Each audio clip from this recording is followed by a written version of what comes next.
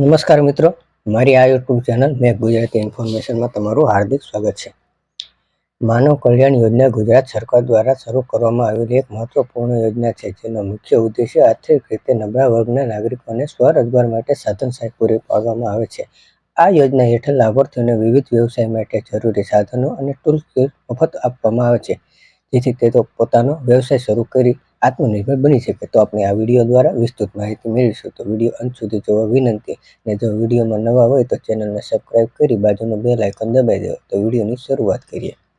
યોજનાના મુખ્ય ઉદ્દેશ્યો: સ્વરોજગારના અવસરો ઊભા કરવા, બેરોજગારી ઘટાડવી, હસ્તકલા, લઘુ ઉદ્યોગો અને પારંપરિક વ્યવસાયો પ્રોત્સાહન કરવા, ગ્રામ્ય અને શહેરના નબળા વર્ગને યોગ્ય ટેકનિક સાધનો ઉપલબ્ધ કરાવવા.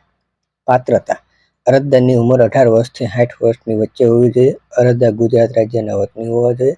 અરજદારનું નામ જિલ્લા ગ્રામ વિકાસ વિભાગની ગરીબ રેખાની યાદી BPLમાં સમાવિષ્ટ હોય તો આવકનો દાખલો રજૂ કરવામાં આવતો રહેતો નથી.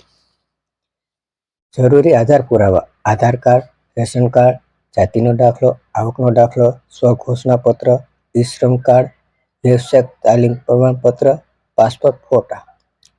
આવક મર્યાદા: ગ્રામ્ય અને શહેરી વિસ્તાર માટે 6 લાખ આવક મર્યાદા નક્કી કરવામાં આવી છે. જો અરજદારનું નામ BPL યાદીમાં સમાવિષ્ટ હોય 0 થી 16માં, તો તેઓએ આવકનો દાખલો રજૂ કરવાનો રહેતો નથી. આવકનો દાખલો તાલુકા મામલતદાર, નગરપાલિકા ચીફ ઓફિસર અથવા મહાનગરપાલિકા અધિકારી દ્વારા પ્રમાણિત હોવો જોઈએ.